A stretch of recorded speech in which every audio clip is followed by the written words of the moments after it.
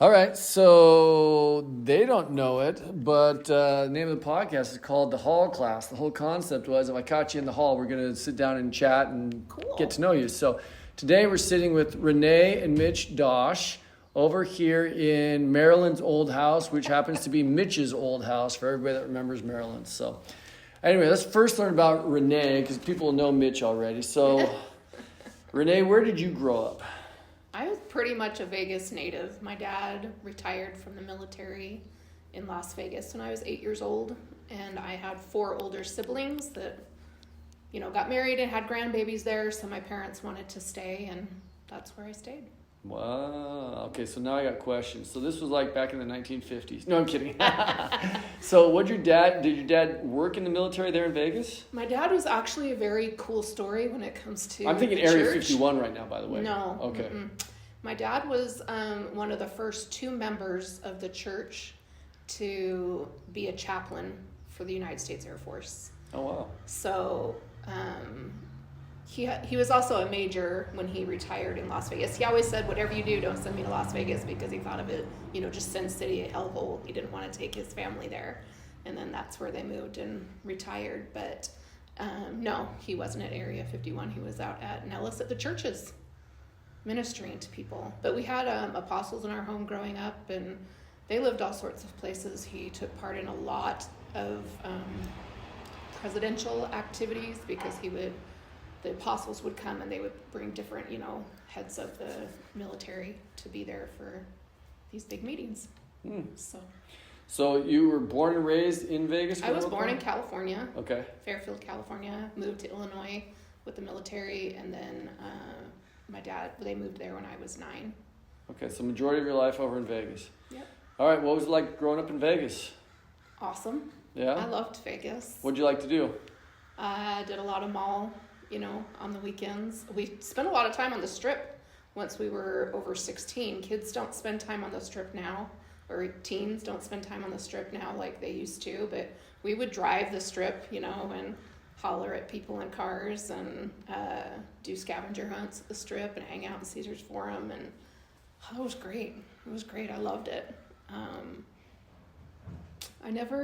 hung out with good kids. I was a good kid. I was involved in a lot of activities. So when people think of Vegas and the Strip and crime, I never saw any of that. Until I met Mitch. Mitch moved to Vegas in the 8th grade, and we met in the 9th grade. Wait, high school sweethearts? We are. That's cool. We didn't stay together that whole time. There was a lot of time I didn't like him in there, but we were high school sweethearts. All right, so I'm totally curious now, because you're talking about all this time you spent on the Strip. I got 2 questions. So, one, are there any secrets or best practices about the Strip that you'd let people know about? No, because most of the things on the Strip that we used to do are no longer there. Like, I worked at the Las Vegas Hilton, but that's come down. Nothing's, and I loved the Omnimax, and that's also come down. And the places that we used to eat are no longer there, because Vegas doesn't keep things. Did you ever deal cards? No, and I didn't play cards, but I know somebody in this room that does. Oh, that's great. She's talking about me, by the way. Yeah. Okay, so then the second question is dating in Vegas. What would you go? I'm thinking of things that we would do here. It's probably not the same as you do there. So what were dates like in Vegas? Well, we did a lot of the standard stuff, movies and going out to eat. But when it came to proms, you would go to a show on the Strip. So did I see Siegfried and Roy with you? Oh, yeah. I don't think it was you. I think that was with somebody else. But you would go to the fancy restaurants and the casinos, so Benihana's or a steakhouse, Hugo Cellar, and then go to a show on the Strip. So that was different. All right. So high school, junior high, you doing sports or theater, any of those sorts of things? I was a theater, student council, and editor of the newspaper person. I am not an athletic person, not at all. Okay. No, I liked the football players, but I didn't participate in Was Mitch a football player? He was at Western. We were the first graduating class of, there was a high school built while we were there. They did high school 10th, 11th, 12th at that time. So when we were in 10th grade, they built a new high school in our area. And so we moved to Cimarron Memorial High School, and I loved Western. We didn't have as much school spirit at Cimarron because they were pulling kids from different schools, and that was a little bit hard. I mean, I wrote the fight song, and I was in the first student council, so that's kind of fun to go back and see the colors that we chose and the paintings and stuff that we worked on in the halls. But other than that, that school didn't have a lot of school spirit. I still feel more like a Western warrior than I do a Cimarron Spartan. Is that about the same time they dedicated the temple up there too? They did dedicate the temple. Like, I can remember what I wore to that. So I was definitely a teenager. I believe it was I went in 90. Okay, I was thinking 1990. Yeah, that was cool. I mean, I totally remember that, and doing the hanky hoorah. That was cool. That's awesome.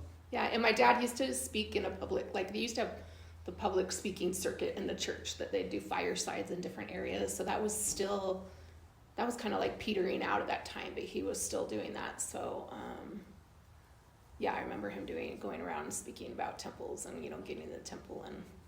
And I used to sing when he would speak. I was a music person. Still sing? Nope. And I tell people who sing that use the talents that you possess, because the woods would be silent if no birds sang but the best. Like, you lose your skills if you don't use them. And I was a really good singer. Now I'm better than somebody who can't sing, but I'm just an average singer. All right. Yeah. Interesting so far. Okay, so now let's pivot to Mitch. So Mitch, tell us about, tell us about your mom and growing up here and you. Well, for the record, I can't sing, so that should... She was looking, for the record, she was looking specifically at Mitch when she said that. Yes. I could sing better than... I cannot sing. I mean, if you know my mom and her singing ability, then you know we cannot sing. I didn't say that. I did. I grew up in Solana Beach, in the very house that we're chatting right now. And that took me to about 1988, and my mother, Marilyn, and I relocated to Las Vegas in 1988. And my mom only lasted about another decade. I, of course, went up there, completed high school, started college, and then Mom moved back around 1998, maybe 19 I think she or went 2000. back in 2000 because I was pregnant with the twins. 2000, came back to her house in Solana Beach, where she would remain for at least 20 years. And then meanwhile, I just carved out a life up in Las Vegas. I went to school and I'm a proud graduate of Southern Utah University, go Thunderbirds, and came back from school, graduated, I should say, got married, and then started my career in law enforcement. All right, so we'll catch up to all that. So let's go back for a little bit. So you grew up in Solana Beach. Tell folks what it was like growing up in Solana Beach back then and some of the folks you remember. We were talking about it before, just to get really nostalgic. Well, the being growing up in Solana Beach, I attended all the schools that those that are in Solana Beach are familiar with, starting with Solana Vista Elementary School, and then middle school was Skyline, and then eventually the junior high school was Earl Warren. There was a pretty good amount of peers that I had, specifically in the church, but at that time we were meeting at the Carlsbad building. The one in Del Mar did not exist. So, that was kind of cool. You could go to church and get a sunburn all in the same day. So the names, the boys that I ran around with back then, whether it was high adventure trips or scouting or young men's activities, were Norman Hampson, Scott Pollard, Jerem Pollock, Danny Smoot. There was quite an assortment of young men, good human beings, I should say, and they were a big part of growing up here. My father wasn't really around, so unfortunately I became the responsibility of the young men leaders, and I was fortunate to have some pretty good ones that looked after me, even though I was quite the knucklehead. So grateful for them. What did you guys do to get in trouble around here? Well, I mean, you could do, you could pretty much do, well, this is what we knew, I should say, and down at the bottom of the street, for instance, is you have that lagoon, which I think they call it the San Elijo, if I'm pronouncing that correctly, lagoon, which is now a bird sanctuary and has marked trails and all kind of signage. Well, back then it was sort of a wasteland. You could go down there, and what we used to do is have BB gun wars, which sounds awful, but Sounds awesome for the record. it does. It was pretty awesome because we were just down there shooting BBs at each other, and those things hurt. And I think we were wearing some kind of eyewear, but we had a great time. And then it was, if it wasn't that it was trekking to what it used to be called Flower Hill to watch movies, occasionally up into Encinitas. My brother Greg, who has passed away in 2019, he used to be the manager at Flower Hill Theater. And then my brother Jeff, when he was living out here, just up the street from Flower Hill, on Villa de Valle, I can't remember the intersection that it's at. There's an old mobile station. I think it's still there. Mm-hmm. But when it used to have a garage portion attached to it, in addition to the convenience store and the gas pumps, my brother worked at that mobile. So, our family was close and had close jobs, and we had a good time running around, just being young boys. That's cool. Now, did you do any sports growing up? I did. When I was here, I played Little League and then started getting heavily involved in lacrosse.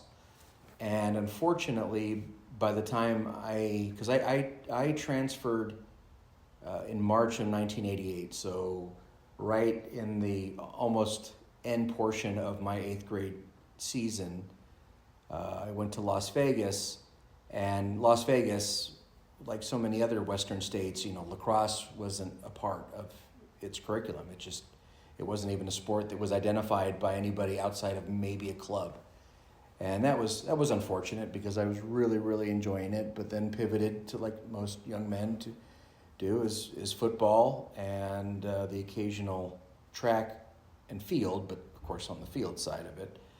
And that was basically my role as a student athlete in high school, more of the failed athlete, I should say.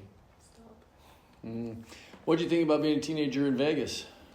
It was great. I mean, you had a good time, enjoyed being around other youth. The church was present. There at the time that I got to Las Vegas, and I could be wrong on these details, but it felt like the percentage of LDS that were in Las Vegas in the late 80s was much higher than it is now. Obviously, it's been diluted by the thousands and thousands of folks that moved to Las Vegas, very similar to us, California transplants. But it was good. It was great. I mean, I obviously ended up meeting my eternal companion, and I'm grateful for that, and have some good friendships to this day. All right, Renae, I need to know, what was it like meeting Mitch? How'd you meet? First date? Any of that stuff you remember? Well, I met Mitch at seminary, and he was a tease. I had what I considered a boyfriend, so I wasn't interested, and he would do things like roll garbage cans in front of me, which That's I didn't. about the only thing that I did. I didn't understand how that meant he liked me, but and then at a Halloween dance, he bugged me, pulled my tail. It was a cat and a girl. My boyfriend didn't show up. He stood me up, and I think 2 days later, our friends had us pass notes, and then we started dating before we were, allowed to date just at school, going steady. So, and he played football in 10th grade at Western, and I cheered that year.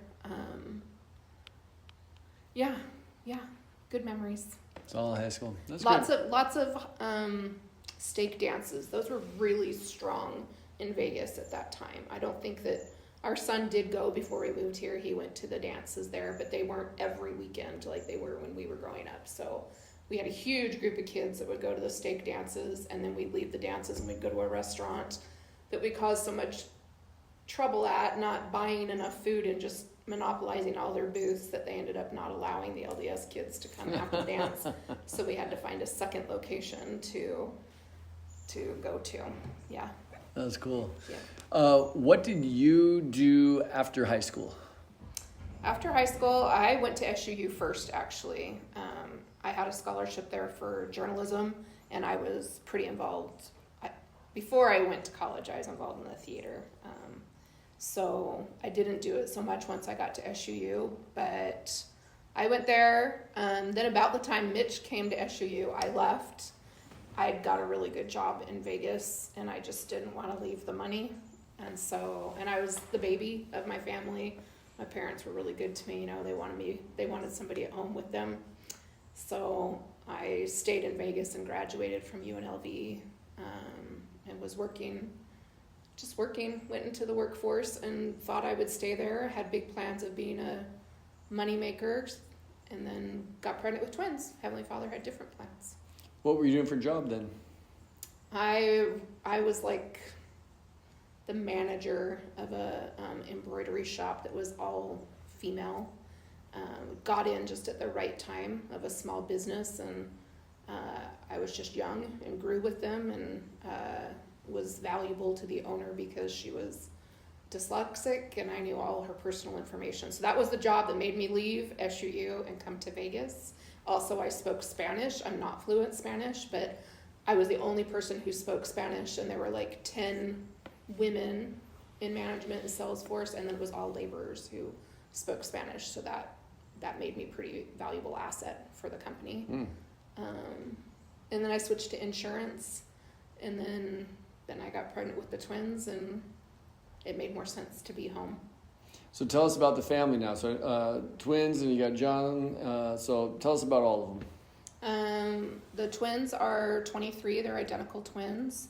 You wouldn't know it necessarily now that they're identical, but their pediatrician who specialized in twins said that they were the most identical that he had seen for like the first 10 years of their life.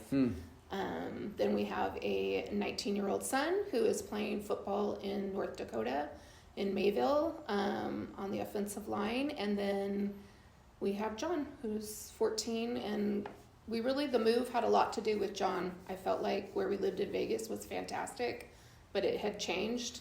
The high school, specifically between the time one of our twins went to that high school, and then when Jacob was there, while he was there, I was like, I can really tell that this is changing. And John's a great soccer player. He's a great athlete in general, but he'd kind of reached his potential, the ceiling for his potential in Vegas, at least for what he wanted to do. So when we knew that we were going to move, it was one of the top priorities was where can we move that John can really grow in soccer if that's what he wants to do.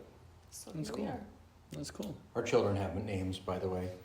Our twins are Caitlin and Kelsey, and then the aforementioned football player is Jacob.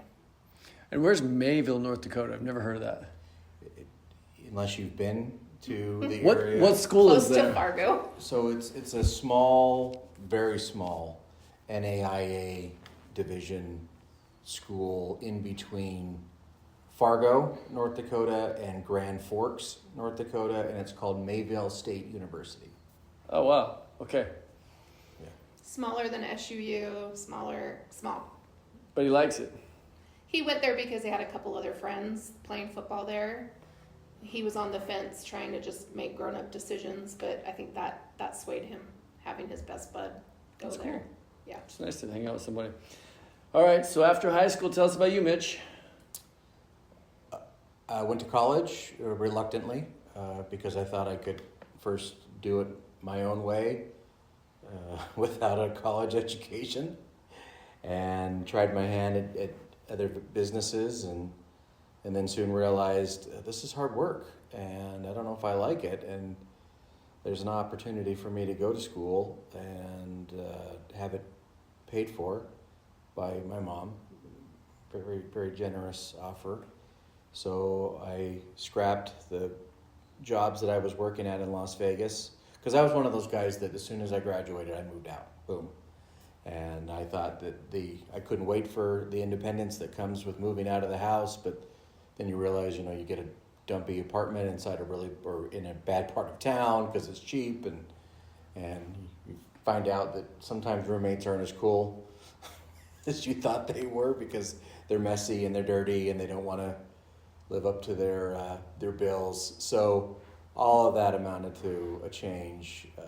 So I was about a semester behind the rest of my graduating class, and went to Southern Utah University, and that was about the same time we started dating again. We had a hiatus there for a while from high school, going into college, started dating again, and then Renae left. I had an opportunity to go play. Sounds like you guys played tag a lot. Yes, we did. Well, I mean, it's a typical guy, right? Like, I'm just following her around. Mm-hmm. So I had an opportunity to go play football in a school in Iowa, which is not unlike that school I just described for my son. Went out there and then quickly realized college football was not for me and was not for my body. So I came home. I think I went back. I went to it's now called Utah Tech, but at the time it was Dixie College, which was a 2-year university in St. George. Went there, finished my associate degree, I became a resident of Utah, moved and transferred back to Southern Utah University, where I graduated. And that's when I left. Yeah, and then that's when you left. And then, like I said, I just went right into my career. Now, I know you were doing journalism. What were you studying? Criminal justice and business administration. Okay, and I know you got into policing, so why don't you tell folks about getting into being a police officer? So it's pretty unique. I am first generation law enforcement in my family. In fact, my father is an entrepreneur. My mother, who you know, is an accountant. Nobody was in law enforcement. So I thought I was going down that path, and I remember sitting in my first, I don't know, it was economics or accounting, and it was just, I guess it would have been accounting because it was credits and debits, and I thought, this is awful. And then, you take your statistics class and you take your economics class, and you're like, this is just more awful. So what I was looking for in the job was having a job that provided me some autonomy, some discretion, and variety. And it was very interesting because while I was seeking those things out, going through getting a degree in business administration, I soon realized that maybe that's not my path, that I could find those things in law enforcement, which, again, was so foreign. And as they say, the rest is history.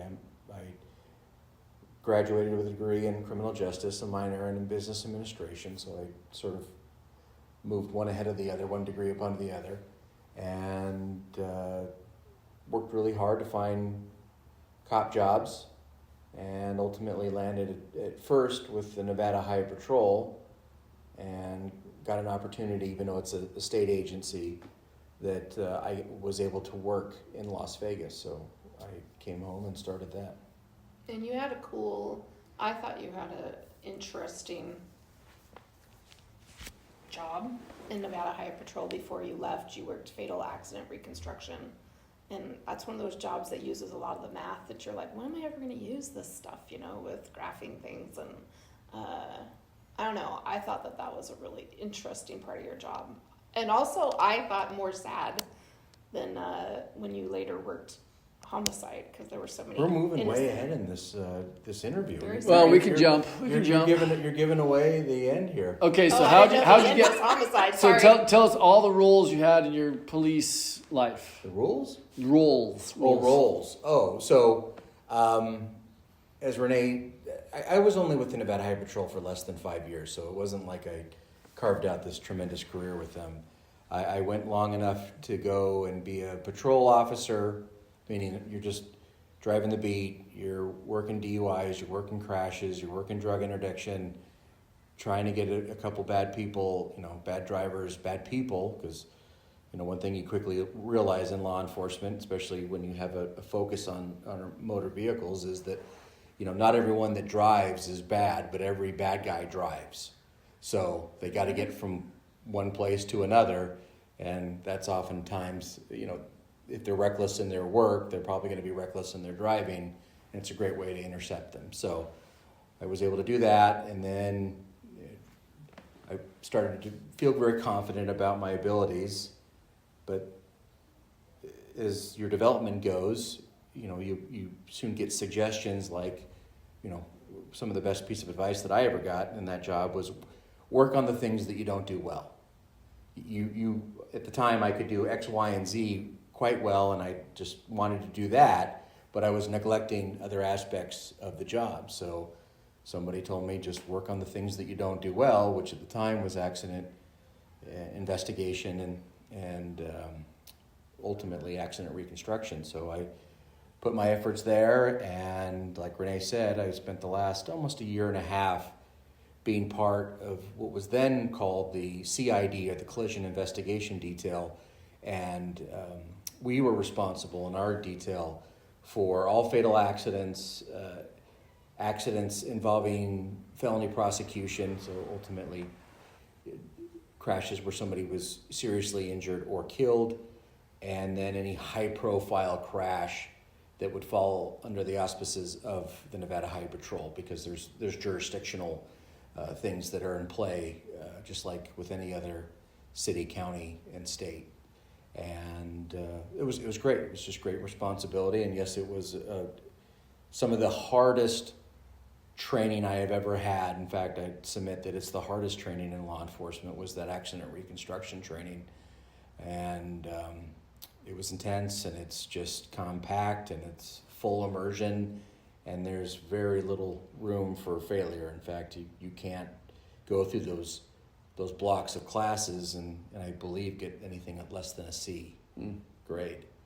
But it was just, here's that thing that I tried hard to avoid: calculus, physics, geometry, and then here I am with geometry and physics being my job, because we're doing speed calculations and we're doing accident reconstruction, and we're all parts of the job, and it was great, and I loved it. But I also realized that with the Nevada Highway Patrol, it's a state agency, not unlike, for instance, here in California, the California Highway Patrol, but it's not patterned after some of those East Coast state agencies where they are the Highway Patrol, but they're also the state police, so they get involved in a lot of criminal investigations and assist other smaller municipalities. And I had a thirst for investigations. I mean, I remember just, even though the backdrop of those crashes is horrific and people are losing their lives because of, another individual's decision to drive impaired and ultimately ruin their life and ruin the lives of others, they were fascinating investigations. But then I just got that, but what if, what if somebody wanted to plan another person's death? Sorry, I know that's a little gross or morbid or whatever the case is, but that was me. And then I decided, you know what? There's another agency like across the street, so to speak, and it was the Las Vegas Metropolitan Police Department. And I had an opportunity to leave the Nevada Highway Patrol as a lateral applicant and go and continue my law enforcement career with the Las Vegas Metropolitan Police Department, which, for those that don't know, it is the predominant law enforcement agency in Las Vegas. And unlike other municipalities and other cities, Las Vegas Metropolitan Police Department, also known as Las Vegas Metro, they are responsible for not just the policing in the city of Las Vegas, but also the policing in the unincorporated county of Clark, and they staff the jail. So no county sheriff running the rural area and the jail, and then the city PD handling just the city. They are an amalgamation. Everything. They do everything. And that's why it's such a large agency for what is relatively a smaller major U.S. city, Las Vegas, as compared to your Atlantas and Houston's and Phoenix. So how'd you get into homicide?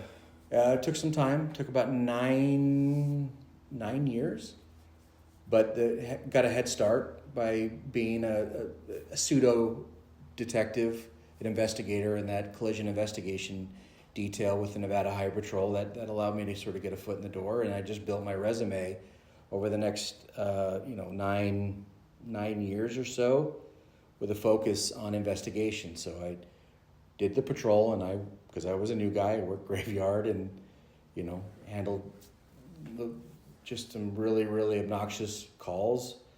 But then you also get to drive fast and hate to say it, but point guns at people and get into a fist fight or two, and it was just all adrenaline. And it's a blast for those that enjoy that line of work. Did you ever have to pull a trigger? No, luckily for me, I never had to shoot at somebody or shoot somebody. I've pulled my gun many, many, many times, but I was fortunate in that I never had to shoot anybody. But I had been at a lot of scenes where other officers were involved in shootings. All right, so I know we could go on for a million stories, and I do Sorry. have a good question I want to come back and ask you, Renae. So one question for you, Mitch. So tell us one high-profile or memorable investigation, interesting investigation. We don't need the gory details, but Well, that's no fun. Just joking. on tape, we don't need the gory details. We can hear the gory details later. Well, before I went to homicide, I spent about 5.5 years in the robbery section, and one of the noteworthy cases in O.J. Simpson. No, I came to robbery about 3 months after the O.J. incident. Okay. But that arrest and that investigation came from that same office that I was in. No, later on down the line, there was a former Raider, former Green Bay Packer by the name of Javon Walker that was beaten really bad, abducted by some Las Vegas Strip street urchins. And that was a high-profile case in robbery. I also had an opportunity to solve one of the largest robbery series.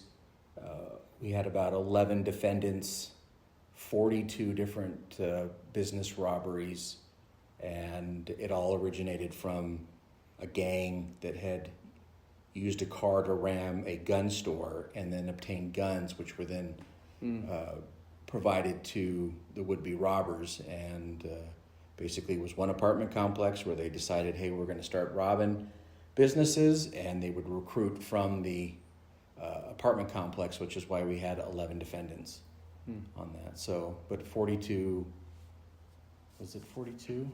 Yes, 42 different incidents, and I think we spent an entire month in grand jury proceedings indicting all these 11 different defendants over these 42 different cases. So any like Ocean's 11 big old robberies happen? Yeah, I was involved in the Bellagio investigation at one point. The lead detectives were amazing in that, but we assisted in that. Ended up being the son of a judge that was involved in that incident, and it was great. It was robbery, extortion, and kidnapping investigations in Las Vegas, Nevada. Okay. We'll just have we'll just get everybody to like go in the gym after sacrament on Sunday and just get all these questions. Here's a question I got for you though, Renae. So what's it like? Your husband's working graveyard and all these gnarly, crazy things. Do you worry, or what's it like being the wife and family of a police officer like this? Well, that's a really great question. Before I answer it, I want to give kudos to Mitch that he was known just for being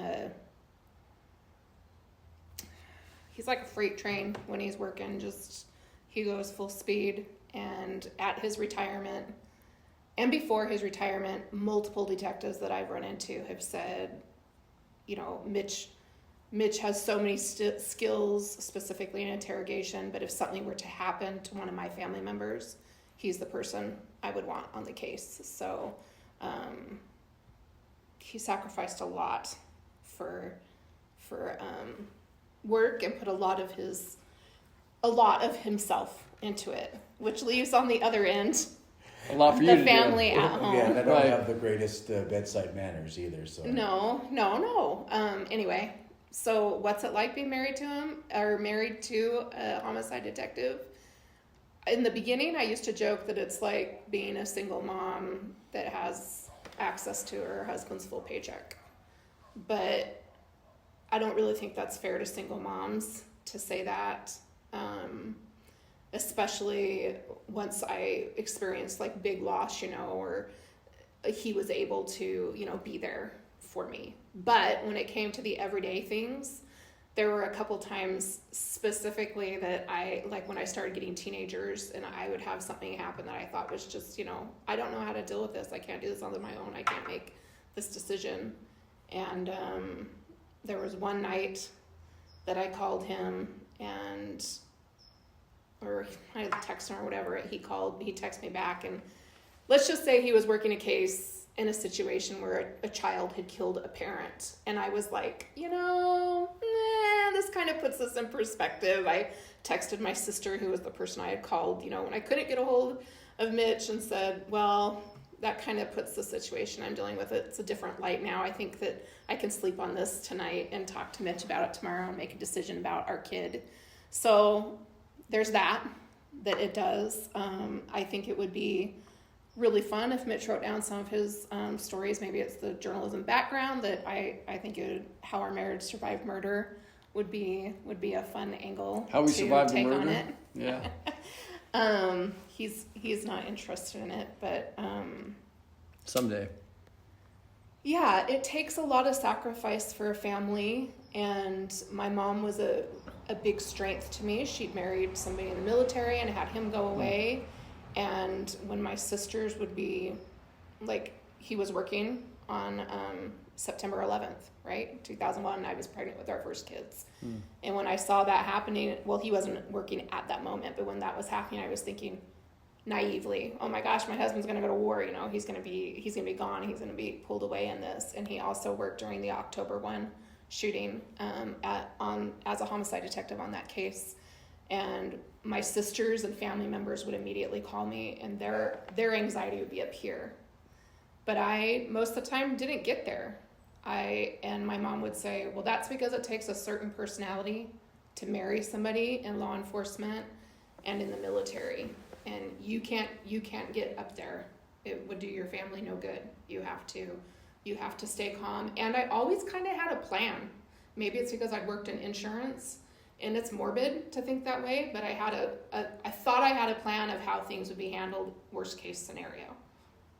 Would I have been, you know, a mess and it wouldn't have been? Yeah, probably, but I thought I had a plan. So did that answer that? Yeah, that's a good question. Kind of wrapping up, because I'm fascinated, got a million questions. We can't do it all tonight. So I'm curious what role the church and Jesus Christ played in your life, and then separately in your life, Mitch, as you've had these really interesting and unique experiences in your adult life. Huge. I grew up in a very strong LDS household, and without having my testimony that Heavenly Father knows me and loves me individually, there's no way I could have managed some of the things in motherhood that have happened. And without that, knowing that there's a purpose for it, specifically being able to go to the temple as the problems with as kids get bigger and their problems get bigger and you can't solve them so easily, being able to go to the temple and get that peace. Yeah, I don't know. There's not any part of my life that knowing that I'm a daughter of my Heavenly Father doesn't make better. Doesn't make me a better person and make me want to take care of others. I worked the last few years when I went back to work with adults with special needs. And I don't know how somebody would get through each day without knowing it's going to get better. That this isn't the end. And that brings me joy to know that they're going to have all the abilities later that they might not have now. But anyway, for me, that's it. Also helps me to see people I love, like Mitch, the best version of themselves. I try to remind myself to see people as Heavenly Father sees us, see them for their potential and not necessarily on their worst days, which we're going to see with our family because we're with them on all their best and worst days. So, yeah. That's a good thought. I like that. All right, Mitch, what about you? So, regrettably, I never served a mission, and it is my number one regret in my life. And why I'm saying that is that I did not come from a super spiritual and super strong family in the church. My mom did her best, and that's all that's required. I mean, I believe that's what's required of us, is to do your best. And I think she did, and she's still alive to this day, and I'm grateful for her. Yeah, she's an amazing woman. She's amazing, but she did her best. But unfortunately, I took a different path, and it took me many years to realize that was a bad decision. And the reason that was a bad decision was because my conversion didn't come till many years later. It came, but I'd like to think of myself as somebody that didn't come from a strong or an active family, or a very strong or active family, and didn't serve a mission. I'm a 1%er. Like, you could argue that there's about 1% of us that stay in the church. I'm 50 now, so I made it, and I'm here for my salvation, and my conversion was it just took longer. And law enforcement it's a great job for those that want to be in it and have a desire to it. It's a noble career, but it also shows you the worst side of life. I mean, think of it is that every time you go to work, you're like, okay, give me right off the gate, give me a crisis to resolve. Okay, when I handle that crisis, give me another crisis. Give me another crisis, and then after lunch, give me a couple more crises. And then also, every time you show up on these crises, it's somebody's worst day. So you see a really bad side of humanity. They've done bad things to people that they've loved, or they've done bad, or something's been really bad done to them, heinous things. And so you learn to not like the society that you work in and govern. It's just because it's always awful. It's not like, as I joke, because they got a great job. Firefighters, they show up and they're the heroes. Cops show up and it's like, oh, those guys are here, and we're here on somebody's worst day, and we're probably going to make it worse, even though we're trying to make it better, but it might be worse for somebody else. And because that, you just tend to cluster with other like-minded individuals, your coworkers, and if they don't have the same belief system that you do, yours can be compromised. It's easier to swear. It's easier to go hang out and do things on Sunday. It's easier to, you name it, and it's probably especially in Vegas because it's a 24-hour town. But like I said, my conversion came late, but I'm grateful that it did come because I was able to catch myself kind of going down some paths. That's a recurring word that I've used in this chat, that the wrong path initially, and then I figured out the right path. And it's, one thing that Heavenly Father has allowed me to be safe in my almost 27 years of law enforcement. I saw a lot of great human beings and a lot of great cops that never got to the same day that I did, which was retirement. I don't know why I got picked and they didn't. It stinks, but I did, and I'm grateful for it. But I'm hoping that, well, my point there is that I was able to have a conversion to the gospel, a full conversion to the gospel. It came much later than a lot of my peers, but I'm grateful that I actually had it, and I'm here today because of it. Well, thank you for sharing it, both of you guys. It's really fascinating to learn about you and hear your thoughts and feelings about the gospel and Jesus Christ. So, thank you. Well, that's a wrap for today. I appreciate you guys making time.